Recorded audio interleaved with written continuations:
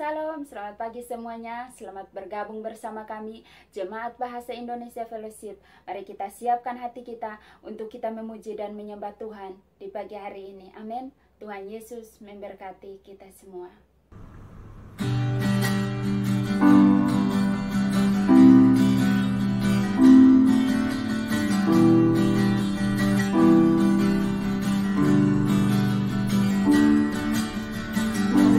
Dari yang kuharapkan,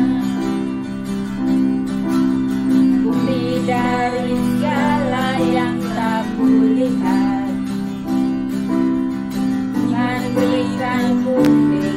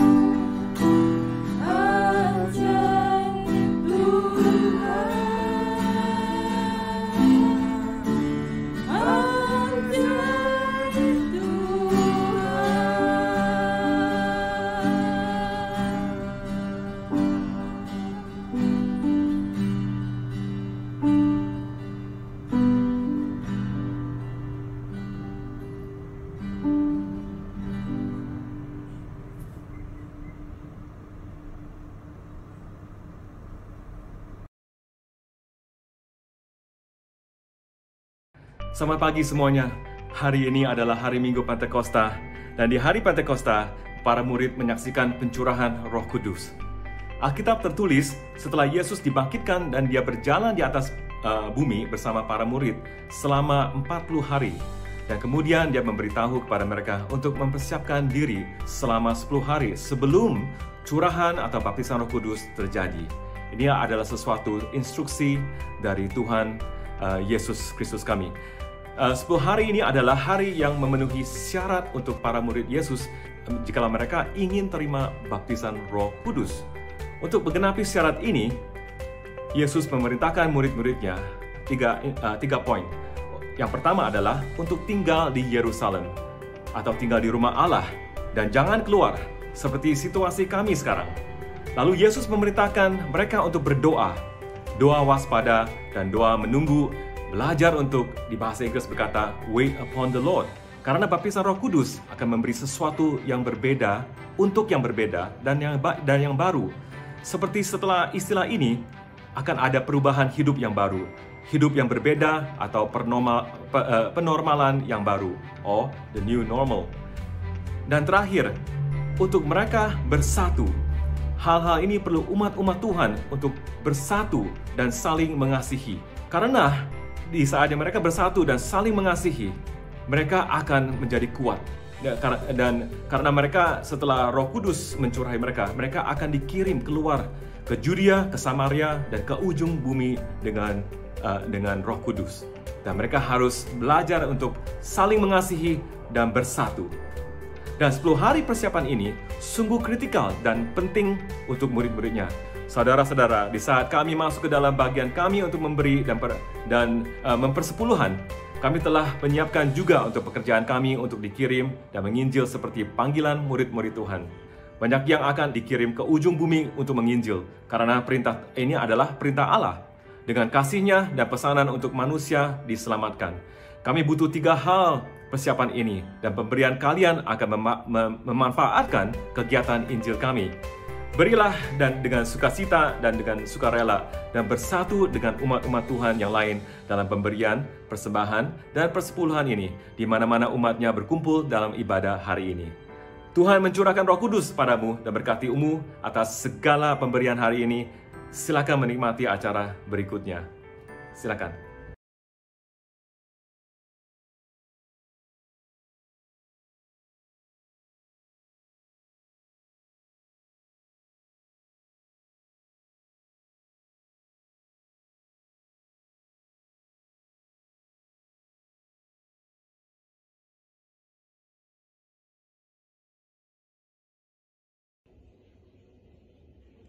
Shalom semua, puji Tuhan, sekali lagi kita bisa masuk ke dalam pejaman kudus ini. Sebelum kita mulai, saya meminta semua yang ambil roti dan cawan supaya bisa mengikut pejaman kudus ini.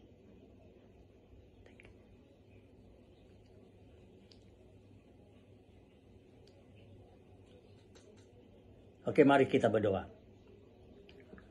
Bapa kami datang kepadamu demi nama Tuhan Yesus. Terima kasih Bapa atas perjamuan kudus ini untuk kami mengingatkan kematian Tuhan Yesus di kayu salib. Bapa kami menghargai apa yang Tuhan Yesus sudah lakukan di kayu salib untuk manusia. Ketika Ia berkata sudah selesai, Ia menyerahkan nyawanya untuk manusia. Karena ini Bapa, kami mau mengucapkan syukur atas apa yang Tuhan Yesus telah lakukan di kayu salib, serta mengingatkan kematiannya. Mari kita masuk ke dalam perjamuan kudus. Sebab apa yang telah kuteruskan kepadamu, telah aku terima dari Tuhan, yaitu bahwa Tuhan Yesus pada malam waktu Ia diserahkan mengambil roti. Dan sesudah itu, Ia mengucap syukur atasnya. Ia memecah-mecahkannya dan berkata, inilah tubuhku yang diserahkan bagi kamu.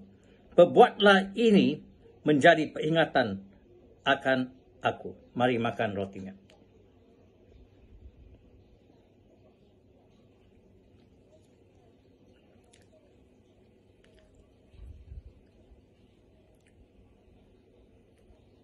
Thank you, Jesus. Sekarang saya minta siapa yang sakit, pegang firman dia, janjinya, oleh bilo-bilonya, kamu menjadi sembuh di dalam nama Yesus. Thank you, Jesus. Terima kasih Tuhan. Terima kasih Tuhan. Demikian juga yang mengambil cawan sesudah makan lalu berkata, cawan ini adalah perjanjian baru yang dimeteraikan oleh darahku. Perbuatlah ini setiap kali kamu meminum dia menjadi peringatan akan aku. Mari minumnya.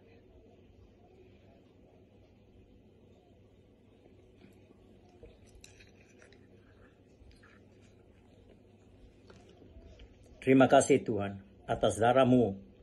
Kami percaya Tuhan, karena darah-Mu Tuhan, Engkau sudah mengampuni semua dosa kami Tuhan. Terima kasih Tuhan. Terima kasih. Mari kita berdoa.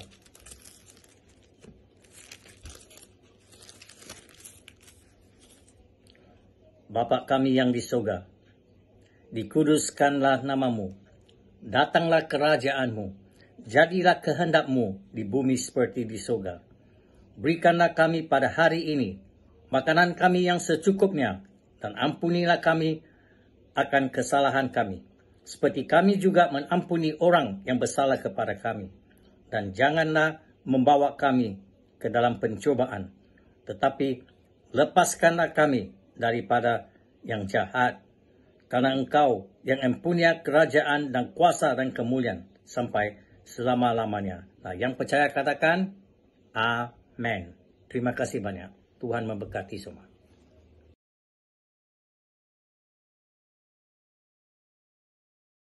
Three, two, one.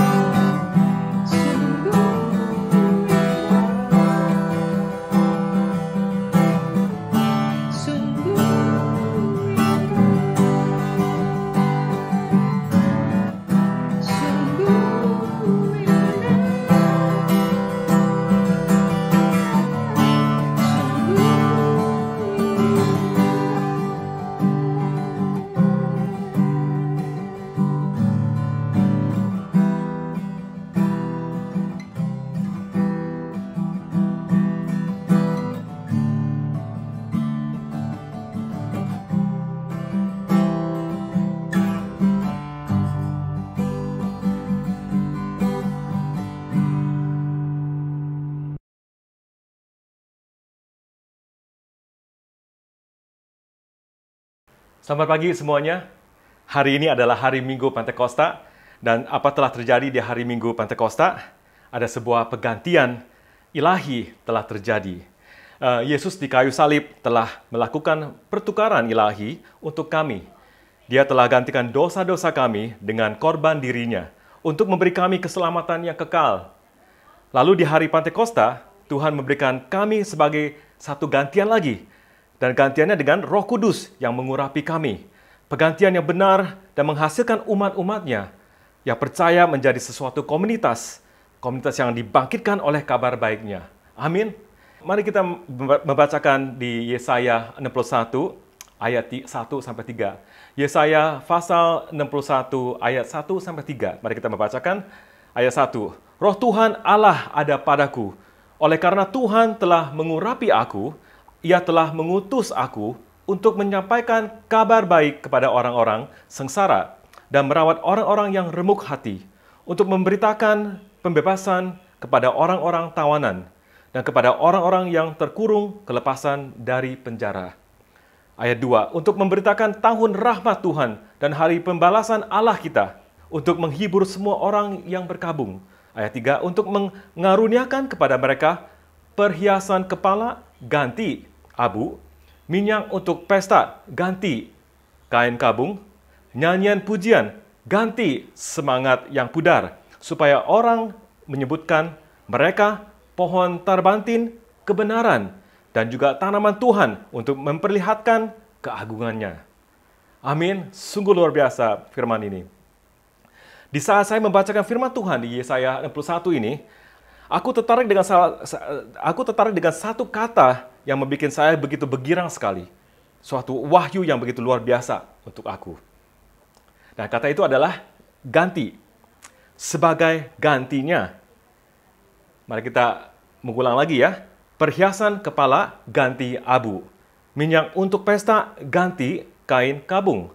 Memakai pakaian pujian ganti semangat yang pudar. Apa itu artinya? Mari kita membahaskan tentang perhiasan kepala yang diganti abu. Saudara-saudara, di dalam budaya kuno, abu diletakkan di kepala seseorang ketika ada bencana atau malapetaka. Puing-puing atau asap debu reruntuhan yang akibat dari kehancuran itu telah diletakkan di kepala. Kejadian ini telah melambangkan kesedihan dalam pikiran atau kondisi mental seseorang yang telah hilang segalanya, harta bendanya, atau kehilangan keluarganya akibat dari korban bencana. Manusia ini tidak bisa lagi memegang emosinya, tidak bisa pegang lagi perasaan yang kesedihan ini. Dan tapi Tuhan berkata dalam Yesaya 61 ayat 3 berkata, Roh Allah akan menggantikan abu yang di kepala itu dengan perhiasan kepala. Perhiasan kepala ada dua contoh. Mari kita lihat di gambaran yang berikutnya. Lihatlah wanita ini, di atas kepalanya ada satu penghiasan yang indah. Penghiasan ini dia adalah seorang bridesmaid. Bridesmaid adalah seorang yang paling penting dalam satu pernikahan. Dia yang atur segalanya sebelum pengantin masuk dan acara segalanya diatur oleh bridesmaid. Dia karena diserahkan kepercayaannya untuk mengatur perkawinan ini. Wanita ini yang di atas kepalanya telah diletakkan perhiasan yang indah ini adalah satu lambang yang Tuhan memberikan wanita ini satu kesempatan kembali lagi. Jadi, dia menjadi seorang yang penting, seorang yang dihormati, akan dipakai oleh Tuhan. Ada satu hari kami akan kembali ke dalam pernikahan ilahi kami, dan Tuhan akan memakaikan kami dan kembalikan kami menjadi seorang yang penting dipakai oleh Tuhan untuk ditugaskan untuk pemimpin satu acara yang luar biasa. Dan lihatlah juga di foto yang berikutnya, yaitu satu jenderal namanya Jenderal Kaisar di zaman Romawi. Di zaman Romawi, Kaisar memakainya bukan penghiasan yang indah, tapi penghiasan yang sungguh dihormati. Hanya seorang panglima yang sudah mengatasi hal-hal yang besar, yang sudah memenangi banyak perang, baru bisa memakai penghiasan ini. Saudara-saudara, Tuhan berkata, kalau engkau telah kehilangan sesuatu karena bencana, sedih dan letih lesu, dan kehilangan segalanya, karena ada kecelakaan atau bencana yang merampokkan satu kehidupanmu, Tuhan akan menggantikan hal-hal itu dengan taruh satu penghiasan kepala seperti Jenderal Romawi ini, satu kemenangan, lambang kemenangan. Saya yakin di saat engkau Roh Allah di dalammu, Tuhan akan memberikan satu kecantikan untuk wanita, satu kemenangan untuk pria. Amin. Mari kita maju ke kedua. Minyak untuk pesta ganti kain kabung. Saudara-saudara, orang yang memakai kain kabung adalah orang yang telah kehilangan sesuatu yang berharga. Seperti orang yang berduka cita. Hatinya begitu sakit seperti kehilangan setengah tubuh dan jiwanya. Mereka menangis dari pagi sampai malam. Berduka sampai tidak ada kata untuk diuraikan.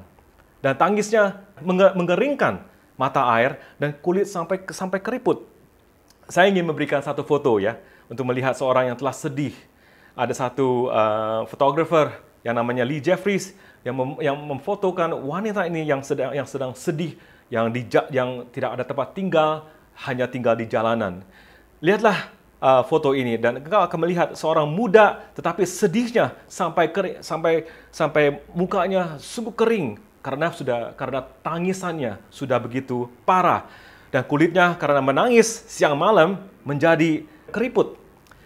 Kalau seorang telah menangis sampai kewalahan dan tidak ada tenaga di saatnya mereka menghadapi hidup di masa depan, mereka seperti ingin memakai kain kabung untuk menutup mukanya. Di zaman sekarang kita pakai kacamata gelap ya. Tapi zaman dulu kalau mereka sedih, tidak ada harapan, dan mereka memakai kain kabung untuk tutup mukanya karena mukanya sudah keriputan, kering, sudah tidak lagi indah dilihatkan. Tetapi Yesaya berkata bahwa Roh Allah akan menggantikan kain kabung itu dengan minyak. Di Israel ada sesuatu buah yang mempunyai khasiat untuk menyembuh, menyelebab dan memulihkan, yaitu buah zaitun. Di dunia kosmetik, kalau ingin menyelebabkan kulit, mereka selalu memakai minyak yang mendasarkan dari minyak buah zaitun. Seperti kami telah katakan, minyak zaitun memiliki khasiat untuk menyembuh, menyelebabkan, dan memulihkan kulit yang kering dan memudahkan kulit seseorang. Yesaya berkata, Roh Allah akan berfungsi seperti minyak zaitun, akan menggirangkan, menyegarkan hati, menyelebabkan mata dan hidup kami, supaya kami bisa berpesta dan bersuka cita lagi. Inilah apa yang Tuhan membahaskan lewat firman ini. Sungguh ajaib Tuhan Allah Bapa kami, dengan minyak yang akan menyelebabkan kulit kami yang kering, akibatnya tangis dari pagi sampai malam. Yang ketiga, puji-pujian diganti semangat yang pudar. Puji-pujian diganti semangat yang pudar. Apa yang menyebabkan semangat kami untuk pudar? Di dalam peristiwa wabah virus COVID-19 saat ini, kami telah mendengar banyak kabar yang buruk. Seperti ada yang kehilangan kerja dan tidak bisa melihat masa depan mereka, mempunyai pikiran dan mengkhawatirkan, dan ada pertanyaan bahwa bisnis ini bisa tahan berapa lama lagi. Dan di mana-mana kami telah dengar berita yang buruk dan negatif. Kalau kami mendengarkan hal-hal ini, semangat kami akan pudar. Ya, tetapi Yesaya 61 ayat 3 berkata, Roh Allah akan menggantikan semangat yang pudar dengan puji-pujian. Di Alkitab berkata, kalau kami diberikan puji-pujian oleh Tuhan, itu selalu di dalam bentuk pakaian. Pakaian pujian atau di bahasa Inggris adalah the garment of praise. Saya ingin memberikan satu contoh waktu saya dalam peristiwa yang buruk. Ini masa yang dulu ya. Saya ada banyak terasa malu, saya tidak berani keluar. Dan saya beli makanan juga harus minta istriku yang belikan. Karena saya takut di luar aku akan jumpa orang yang kenal. Dan saya dipaksa untuk jujur ya. Berkata, kalau mereka tanya bagaimana sekarang, saya harus jujur ya. Saya ada perasaan malu. Dan saya takut untuk menghadapi mereka ya. Karena kondisi yang sungguh buruk di dalam keluarga kami ya. Dan 2 tahun kemudian, Tuhan memulihkan saya dan kembalikan saya apa yang saya hilangkan. Saya puji Tuhan. Ada satu hari, saya ingat sekali. Aku balik dari kantor dan lalu aku berkata kepada saya sampai di rumah saya, lalu aku berkata kepada istri dan anakku, ayo ganti baju yang bagus dan kami akan keluar makan di restoran. Dan anakku berkata begini, kalau papa memakai baju yang bagus dan mengundang kami untuk keluar, berarti semangat papa sudah kembali dan dia ada kabar baik untuk kami. Anakku berkata begitu. Saudara-saudara, Tuhan ingin memberikan kami pakaian puji-pujian. Amin. Saudara-saudara, ayat-ayat ini telah dibacakan pertama kali di saat Nabi Yesaya kembali di hadapan orang-orang Yahudi yang telah berada di dalam situasi pengasingan di Babel. Dan mereka dalam situasi pengasingan di Babel sudah selama 70 tahun. Dan di dalam pengasingan ini, mereka telah berdoa, berharap, menunggu, dan mengingatkan kepada Allah bahwa Tuhan, kami adalah umat-umat-Mu. Tolonglah kami. Orang-orang Yahudi diberikan hidup yang berbatas dalam pengasingan ini. Mereka menangis sampai mata dan kulit mereka kering, banyak yang kehilangan kekasih, berduka cita dan jauh dari semangat untuk membangun hidupnya lagi. Sudah tidak ada hasrat lagi membangunkan hidup mereka lagi karena semuanya mereka sudah hancur dan kota-kotanya sudah hancur dan bangsa Yahudi ada dalam satu pengasingan. Di tempat ini, engkau akan melihat bahwa tempatnya seperti bencana, di mana-mana kamu melihat kepalanya diberikan abu untuk berkata bahwa mereka telah lepas dari segala harapan. Yesaya mulai berkata, dan Yesaya melihat keadaan itu, dan mulai berdoa, dan Yesaya mendeklarasikan bahwa Allah Bapa kami sempat untuk mendengar dan akan melakukan sesuatu penggantian mulai saat Roh Allah yang mengurapi Nabi Yesaya. Saudara-saudara, penggantian telah terjadi di saat Yesaya mendeklarasikan dengan firman-firman itu.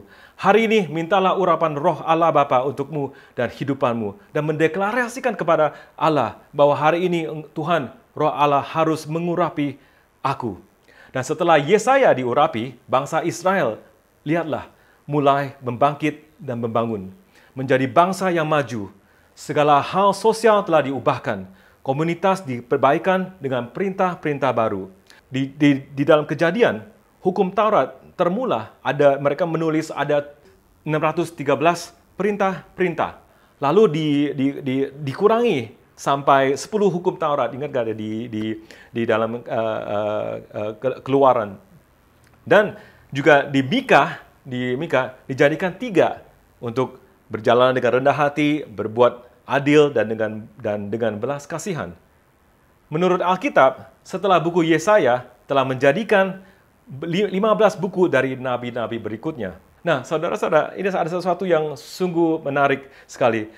Di saat engkau membacakan Alkitab, setelah buku Yesaya adalah buku yang ditulis dengan nabi-nabi yang berikutnya, yaitu adalah ada 15 lagi. Jadi total dari Yesaya sampai ke Maliaki ada 16 nabi yang menuliskan. Dan itulah dalam sejarah ada jangka waktu 700 tahun. Yaitu engkau akan melihat bahwa dari setelah Yesaya ada buku Yeremia, buku Yehezkiel, Daniel, Hosea, Yoel, Amos, Obadiah, Jona, Mika, Nahum, Habakuk, Zephaniah, Hagai, Zekaria, dan Maliaki. 700 tahun kemudian, saudara-saudara, ada sesuatu yang ajaib telah terjadi. Tuhan menggenapi janji-janjinya untuk menyelamatkan umat-umatnya. 700 tahun kemudian di Lukas 4 pasal 4 ayat 18 ada Yesus Kristus berdiri di rumah ibadat dan membacakan ini. Mari kita lihat di dalam Lukas 4 ayat 18 sampai 19. Ayat 18, Roh Tuhan ada padaku oleh sebab Ia telah mengurapi aku untuk menyampaikan kabar baik kepada orang-orang miskin, dan Ia telah mengutus aku untuk memberitakan pembebasan kepada orang-orang tawanan dan penglihatan bagi orang-orang buta, untuk membebaskan orang-orang yang tertindas, untuk memberitakan tahun rahmat Tuhan telah datang Wow, seperti Tuhan Yesaya dan Tuhan Yesus sudah akrab ya. Yesaya waktu dia mendeklarasikan ayat itu, kota Babel adalah tanah pengasingan orang Yahudi. Dan Yesus Kristus berkata lewat buku Yesaya, setelah 700 tahun kemudian, umatnya bangsa Israel adalah dijajah oleh bangsa Romawi. Dan Yesus di situ, Kristus berdiri di rumah ibadat dan berkatakan ini. Seperti Yesaya berdiri berkata, Yesus juga berdiri berkata ini. Di zaman Yesaya, orang Yahudi telah di dalam pengasingan di kota Babel. Di zaman Yesus, orang Yahudi sedang dalam pengasingan di dalam kota di zaman Romawi. Tuhan memberikan mereka harapan sungguh luar biasa. Dan di ayat 21 ia berkata, lalu ia memulai mengajarkan mereka. Katanya, pada hari ini genaplah nas ini sewaktu kamu mendengarnya. Saudara-saudara, kalau kami hari ini mendengar firman Tuhan, bahwa Tuhan Roh Allah mengurapi kami, percayalah, hari ini Tuhan ingin menggantikan sesuatu dalam kehidupanmu. Kalau engkau tidak mempuas dengan dengan kehidupanmu, hari ini adalah hari pertukaran akan terjadi, pergantian akan terjadi. Amin. Saudara-saudara, jadi ada satu pertanyaan bahwa Pastor, kalau kami sedang mengalami satu peristiwa yang begitu sulit dan begitu susah payah dan kadang-kadang fatal juga, bagaimana kami harus ke tempat yang pergantian ini? Nah, itulah Tuhan saya ingin memberikan engkau satu pengertian bahwa Yesus adalah pusat penukaran kami. Kami diizinkan oleh Tuhan untuk datang ke hadiratnya dan memakai situasi itu dan memakai waktu saat itu menjadi satu pusat penukaran. Dan Tuhan di dalam Yesaya 61 itu adalah satu pengundangan dari Tuhan untuk datanglah ke pusat penukaran ini. Maka itu saya ingin mendorong engkau kalau engkau telah mengalami kesusahan dan satu peristiwa yang mengeluhkan dan juga yang memberikan kami putus asa, datanglah ke pusat penukaran ini. Yesus adalah pusat penukaran ini. Saya ingin memberikan contoh. Ada 3 contoh yang saya ingin memberikan. Contoh pertama adalah kisah dari wanita Samaritan. Ingat gak wanita Samaritan di tepi sumur itu di Yohanes 4 ayat 1 sampai 42. Wanita tersebut telah gagal 5 kali dalam pernikahan. Dia adalah anggota kelompok agama yang gagal, merasa malu, dia tidak mau keluar. Seperti saya terasakan malu, tidak mau keluar. Dan wanita Samaritan itu hanya keluar di petang hari untuk mengambil air. Karena tidak mau ketemu siapapun. Di petang hari sungguh panas. Hidupnya wanita Samaritan itu satu demi satu perjalanan yang namanya perjalanan dalam kegagalan. Kalau wanita ini ada di antara orang-orang bangsa Yahudi, beliau yang akan memiliki rasa rendah karena wanita ini berbeda bangsa juga. Jadi ini juga hal-hal rasial ya. Dan inilah seperti contoh adalah kehidupan atas abu. Atasnya kepalanya ada abu. Apa yang telah terjadi? Yesus berbicara kepadanya dengan lembut, tegas dan penuh kasih. Dia menawarkan air kehidupan padanya. Dia menyerahkan dirinya kepadanya sebagai juru selamat. Hidupnya mulai berkembang di saat dia terima. Wanita itu terima, hidupnya mulai berkembang. Dia menemukan sukacita ketika Yesus meletakkan karangan bunga di kepalanya. Wanita Samaritan telah menukar hidupnya di pusat penukaran Yesus dan diberikan penghiasan kepala yang indah. Nah, kisah kedua adalah seorang penguasa Yahudi yang bernama Yairus memiliki seorang anak perempuan berusia 12 tahun yang sakit parah. Dia berada di ranjang kematiannya. Rumah itu dipenuhi dengan keputusasaan. Setiap hati menjadi seperti padang gurun. Dan saat kehidupan anak muda itu berlayu di depan mata mereka, matanya merlayu, mereka menangis, sudah kering sampai tetes air mata sudah berkering. Dan Yesus telah memasuki rumah dan mengangkat gadis itu dan memberikan kehidupan dan kesehatan lewat tumpangan baru itu. Saudara-saudara, ini adalah urapan dengan minyak. Wajah-wajah yang dulu digambar dan terjepit dalam kesedihan sekarang berkilauan karena sukacita. Tuhan Yesus sudah meletakkan minyak yang sukacita kepada mereka. Amin. Di saat itu, dalam pusat penukaran itu, Yesus telah menukar kesedihan dan keputusasaan Yairus di pusat penukarannya untuk sukacita. Amin. Dan kisah ketiga, ada seorang putra meninggalkan rumah dengan warisannya dan menyia-nyiakan dengan pemberontakan yang tidak bertanggung jawab dan tidak bermoral. Akibatnya anak yang hilang. Dia kehilangan harga dirinya, tujuannya, keinginannya untuk hidup. Seorang pria yang hancur dan kehilangan moral. Roh anaknya menjadi yang lemah. Lalu dia memutuskan untuk kembali ke ayah dan rumahnya. Dia disambut dengan pesta perayaan. Kemurahan hati bapaknya yang memaafkan telah mengembalikannya ke keluarga. Lalu dia diberikan jubah terbaik di rumah. Itu diletakkan padanya. Kepastiannya adalah mantel pujian yang diberikan oleh bapaknya. Anak yang hilang telah menukarkan di pusat penukaran itu apa yang dia telah disia-siakan di pusat itu, dan dia telah dikembalikan kehormatan dan penerimaan di rumah bapaknya. Ini adalah pertobatan yang ilahi. Ada banyak kisah nyata yang lain yang dapat kami ambil dari Alkitab, bagaimana Yesus menjadi pusat penukaran di dalam hidup semuanya. Saudara-saudara, transaksi kemenangan, hormat, pengharapan, kesehatan, kemakmuran, dan kehidupan kekal ini telah tertanam di dalam sifat kehidupan yang Allah ciptakan dalam Yesus Kristus. Abu kekecewaan digantikan oleh karangan harapan. Duka atas dosa yang digantikan dengan minyak keselamatan. Depresi atau keputusasaan yang digantikan dengan mantel pujian dari Tuhan yang membuat semua hal baru. Amin. Seperti bahasa Inggris katakan, He makes all things new again.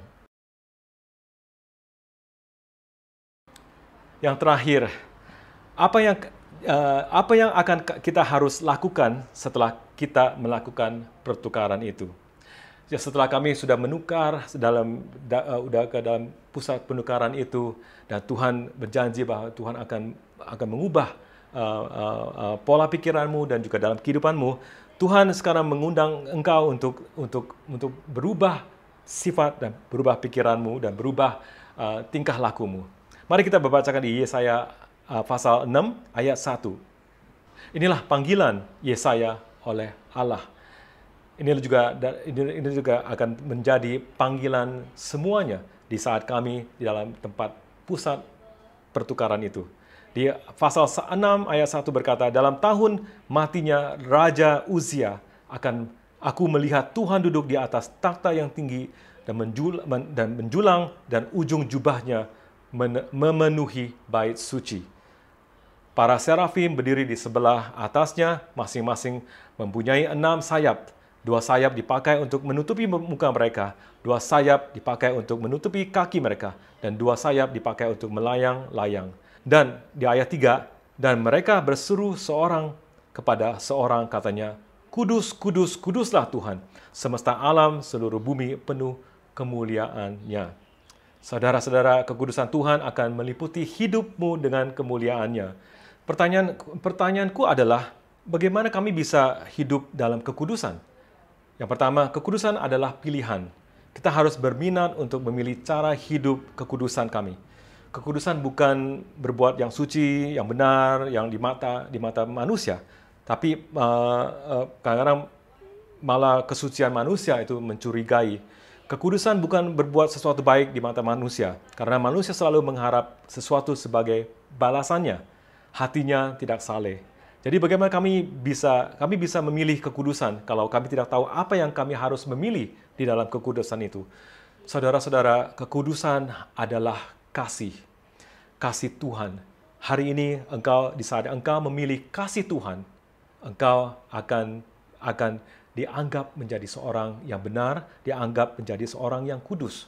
Karena kasih Allah Bapa adalah kasih yang sungguh kudus, yang sungguh murni sekali. Tidak ada kasih yang lain selain Tuhan Yesus mati di kayu salib untuk menyelamatkan umat-umatnya. Ini adalah kasih yang murni sekali. Ingatlah di dalam perintah Tuhan yang tadi saya sudah jelaskan. Dari mula perintah Allah ada 613 perintah dan dikurangi jadi 10 di Keluaran, dan lagi dikurangi lagi jadi 3 di buku kitab Mika. Dan Tuhan sendiri yang Yesus digenapi dengan nas ini, ingat gak di Lukas 4? Dia berkata Tuhan mengurangi lagi di Lukas 10 26-27 menjadi 1. Apa itu artinya? Di ayat 27 berkata, kasihilah Tuhan Allahmu dengan segenap hatimu, dan dengan segenap jiwamu, dan dengan segenap kekuatanmu, dan dengan segenap akal budimu, dan kasihilah sesamamu manusia seperti dirimu sendiri. Kasih ilahinya, kasih Allah Bapa, mengasihi Dia di saat kami memberi keputusan untuk saya hari ini ingin mengasihi Tuhan dengan segenap hatimu, segenap jiwamu. Itu Tuhan akan membukakan, itu adalah satu jalanan menuju ke kekudusan. Amin. Yang kedua, kekudusan adalah kepisahan dari dunia.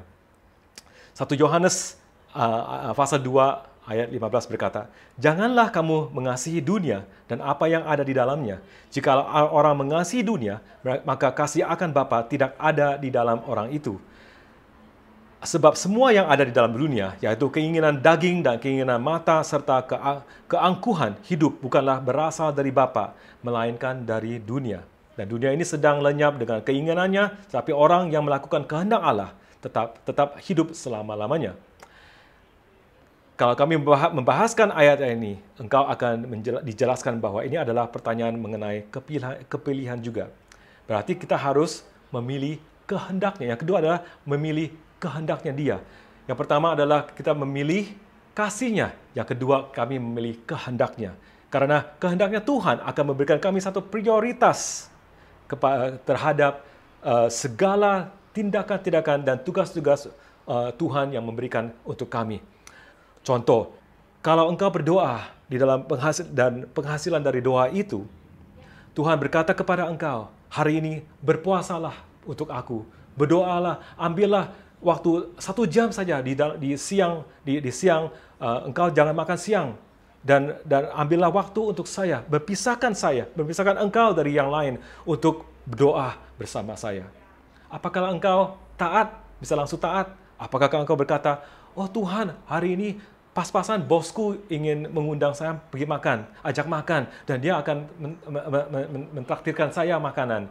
Apakah engkau bisa berani untuk mengorbankan diri sendiri bahwa menolak pengundangan itu dan siap untuk memisahkan dari mereka ke tempat Tuhan tentukan, dan kami berdoa bersama Dia, dan disitulah Tuhan akan membangun engkau, membangkitkan engkau, dan juga membangkitkan suasana engkau dan juga dan wilayah engkau.